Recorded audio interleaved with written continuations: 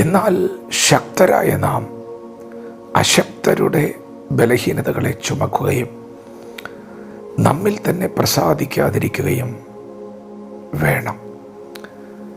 ദൈവത്തിൻ്റെ മാറ്റമില്ലാത്ത വചനം ശ്രദ്ധിക്കുന്ന പ്രിയപ്പെട്ടവരെ, യേശുക്രിസ്തുവിൻ്റെ അടുക്കൽ കടന്നു വരുന്ന നാം ജീവനുള്ള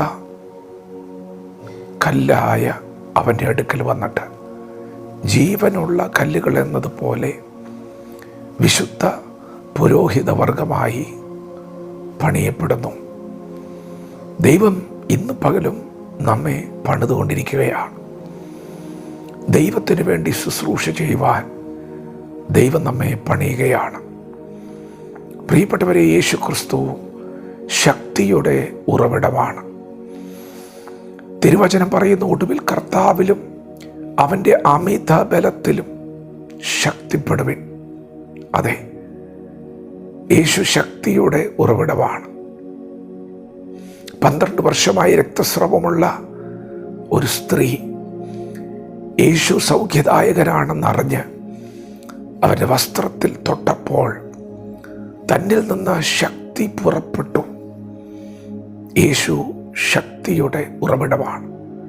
പെട്ടെന്ന് ശക്തി പുറപ്പെടുകയും ക്ഷണത്തിൽ ആ സ്ത്രീക്ക് സൗഖ്യം ലഭിക്കുകയും ചെയ്തു. യേശു ശക്തിയുടെ ഉറവിടമാണ്. ഈ വചനം കേൾക്കുന്ന നിങ്ങൾ ബലഹീനരാണെങ്കിൽ, അശക്തരാണെങ്കിൽ, നമ്മുടെ ബലഹീനതകളെ എടുത്തവൻ, വ്യാധികളെ ചുമന്നവൻ, വേദനകളെ ചുമന്നവൻ ഇന്ന് പകൽ നമ്മോട് വിളിച്ചു പറയുകയാണ്. അതെ, നിങ്ങൾ വിശ്വസിക്കുക, എൻ്റെ വചനത്തിൽ വിശ്വസിക്കുക. നിങ്ങൾ ഈ ചുമട് ചുമക്കേണ്ടതില്ല, ഞാനത് ചുമന്നിട്ടുണ്ട്. ഞാൻ നിങ്ങളെ സഹായിക്കുന്ന ദൈവമാണ്. ഞാൻ നിങ്ങളെ ശക്തീകരിക്കുന്ന ദൈവമാണ്. എൻ്റെ നീതിയുള്ള വലം കൈ കൊണ്ട് ഞാൻ നിങ്ങളെ താങ്ങുന്ന ദൈവമാണ്. പ്രിയപ്പെട്ടവരെ, ദൈവം നിങ്ങളെ ശക്തീകരിക്കും. യേശുവിൻ്റെ ക്രൂശു മരണത്തിന് ശക്തിയുണ്ട്. യേശു കർത്താവിൻ്റെ ഉയർത്തെഴുന്നേൽപ്പിന് ശക്തിയുണ്ട്. ക്രൂശിൻ്റെ വചനത്തിന് മുൻപിൽ എല്ലാ ഭാരങ്ങളും ഇന്ന് പകൽ ഇറങ്ങിപ്പോകും. ഒരു ചുമടും നിങ്ങൾ ചുമക്കേണ്ടതില്ല. ആത്മാവിൽ നിങ്ങൾക്കൊരു സ്വാതന്ത്ര്യം പരിശുദ്ധാത്മാവ് നൽകുകയാണ്. നിങ്ങളുടെ മനസ്സിൻ്റെ ഭാരങ്ങൾ ഇന്ന് പകൽ ഇറങ്ങുകയാണ്. ദൈവം നിങ്ങൾക്ക് സമാധാനം നൽകാൻ പോവുകയാണ്. സകല ബുദ്ധിയെയും കവിയുന്ന സമാധാനം ഇന്ന് പകൽ പരിശുദ്ധാത്മാവ് നിങ്ങൾക്ക് തരുന്നു. പ്രിയപ്പെട്ടവരെ, ദൈവം നമ്മെ ശക്തീകരിക്കും.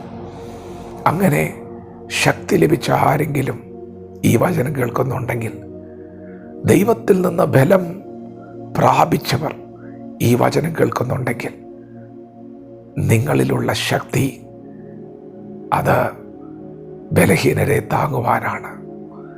നിങ്ങളിലുള്ള ശക്തി അശക്തരുടെ ബലഹീനതകളെ ചുമക്കാൻ വേണ്ടിയാണ്. ക്രിസ്തുവിൻ്റെ കൃപയാൽ ശക്തിപ്പെട്ടവരെ ഇന്ന് പകൽ പരിശുദ്ധാത്മാവ് പറയുന്നു, നിങ്ങൾക്കൊരു ശുശ്രൂഷയുണ്ട്. നിങ്ങൾ ശക്തരാണെങ്കിൽ നിങ്ങൾക്കൊരു ശുശ്രൂഷയുണ്ട്.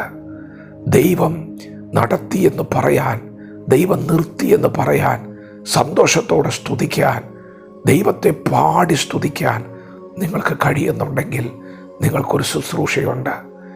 ദൈവത്തിൻ്റെ സന്നിധിയിൽ പാടുവാൻ കഴിയാതെ, ദൈവത്തെ മഹത്വപ്പെടുത്തുവാൻ കഴിയാതെ, കഠിനമായ വേദനകളിലൂടെ, മാനസിക വ്യഥകളിലൂടെ കടന്നു പോകുന്ന അനേകരുള്ളപ്പോൾ ദൈവം നിങ്ങൾക്ക് ബലം നൽകിയിരിക്കുകയാണ്. നിങ്ങൾക്കൊരു ശുശ്രൂഷയുണ്ട്. നിങ്ങൾ അശക്തരുടെ ബലഹീനതകളെ ചുമക്കണം.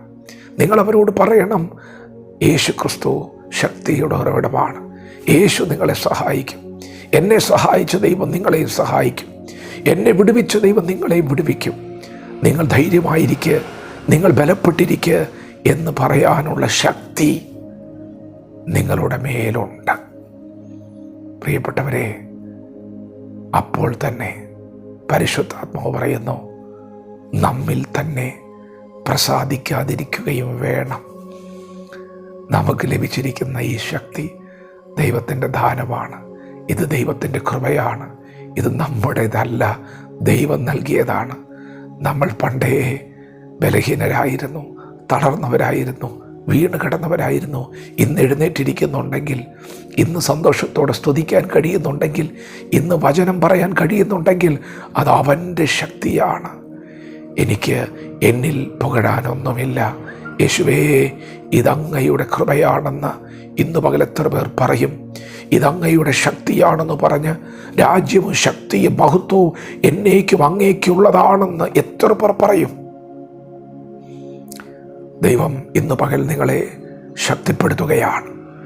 ദൈവത്തിൻ്റെ സന്നിധിയിൽ ശക്തി പ്രാപിച്ചവരെ ദൈവം നിങ്ങളെ ശുശ്രൂഷയ്ക്കായി അരമുറുക്കുകയാണ്. അപ്പോൾ തന്നെ ഇന്ന് പകൽ ദൈവം നമ്മിലൂടെ ചെയ്യുന്ന ശുശ്രൂഷയിൽ ദൈവത്തിൻ്റെ പരിശുദ്ധ നാമം മഹത്വപ്പെടുകയാണ്. വചനത്തോടെ പ്രതികരിക്കാം. ദൈവം നമ്മെ ഓരോരുത്തരും ഈ പകൽ അനുഗ്രഹിക്കുമാറാകട്ടെ. ആമേൻ.